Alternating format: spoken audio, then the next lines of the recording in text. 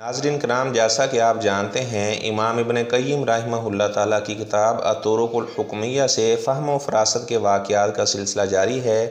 آج آپ کو انشاءاللہ اس کتاب سے 5واں واقعہ سنایا جائے گا جو بہت ہی دلچسپ ہے اور آپ کی معلومات میں بہت اضافہ ہوگا اور انشاءاللہ آپ کی بھی فہم و فراست میں اضافہ ہوگا۔ امام ابن قیم رحمہ اللہ نے یہ واقعہ نقل کیا ہے کہ امیر المومنین حضرت عمر رضی اللہ تعالیٰ عنہ کے پاس ایک نوجوان لڑکا آیا اور آ کر کہنے لگا کہ میں فلاں عورت کا بیٹا ہوں، اور وہ انکار کرتی ہے اور وہ کہتی ہے کہ تو میرا بیٹا نہیں ہے۔ تو حضرت عمر رضی اللہ تعالیٰ عنہ نے اس عورت کو بلایا اور کہا کہ یہ لڑکا دعویٰ کر رہا ہے کہ آپ اس کی ماں ہو، آپ نے اسے جنم دیا اور آپ انکار کرتی ہو۔ تو وہ عورت ہنسنے لگی، کہنے لگی کہ میرا تو امیر المومنین ابھی نکاح ہی نہیں ہوا، تو یہ میرا بیٹا کیسے بن گیا؟ میں تو ابھی باکرہ ہوں، میرا تو ابھی نکاح ہی نہیں ہوا۔ تو حضرت عمر رضی اللہ تعالیٰ عنہ اس نوجوان کو دیکھنے لگے اور بڑا غصے ہوئے اس کے اوپر، کہنے لگے کہ آپ نے ایسے ہی ایک کنواری عورت کے بارے میں کہہ دیا کہ یہ میری ماں ہے، اس بیچاری کا تو ابھی نکاح بھی نہیں ہوا۔ تو وہ لڑکا بار بار کہہ رہا تھا ہی امی، یہ میری ماں ہے، ہاذا امی، یہ میری ماں ہے۔ تو حضرت علی رضی اللہ تعالیٰ عنہ یہ سارا منظر دیکھ رہے تھے، کہنے لگے امیر المومنین آپ اس طرح کریں کہ یہ اگر کیس مجھے دے دے تو میں یہ فیصلہ کروں۔ انہوں نے کہا جی آپ فیصلہ کریں، اگر آپ کو اللہ تعالیٰ نے اس فیصلے کے بارے میں آپ کے دل میں بات ڈالی ہے تو آپ فیصلہ کر دیں۔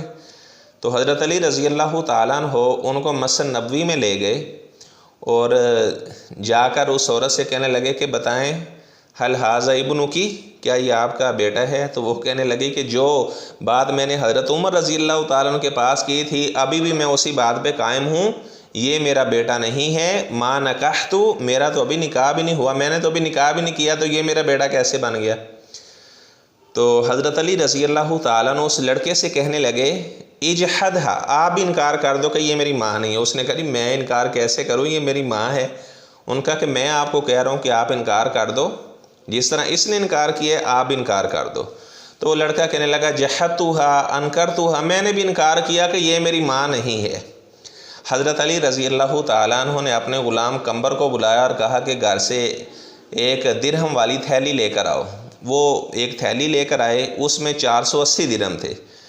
تو حضرت علی رضی اللہ تعالیٰ عنہ نے وہ درہم اس لڑکے کو دیے اور کہا کہ کل جب آپ میرے پاس آؤ تو یہ عورت آپ کی بیوی ہو۔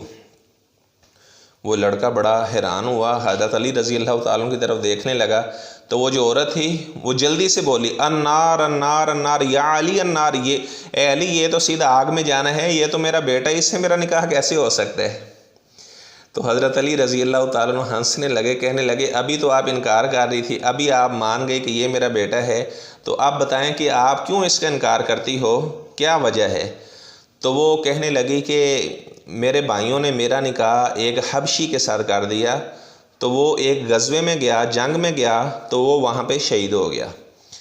تو میں حاملہ تھی، تو میں نے اس بچے کو جنم دیا، پھر ہم نے اسے فلاں عورت کو دے دیا، اسی کے گھر میں اس نے نشو و نما پائی ہے، اسی عورت کا اس نے دودھ پیا۔ تو میرے بھائی کہنے لگے کہ اب اگر وہ لڑکا بڑا ہو گیا ہے تو اسے وراثت میں حصہ بھی دینا پڑے گا، تو لہٰذا آپ اس طرح کرو کہ آپ اس بچے کا انکار کر دو کہ وہ میرا بیٹا نہیں ہے، تو آپ یہ کہہ دو کہ میرا تو ابھی نکاح بھی نہیں ہوا، تو اس وجہ سے میں نے یہ بات کی تھی۔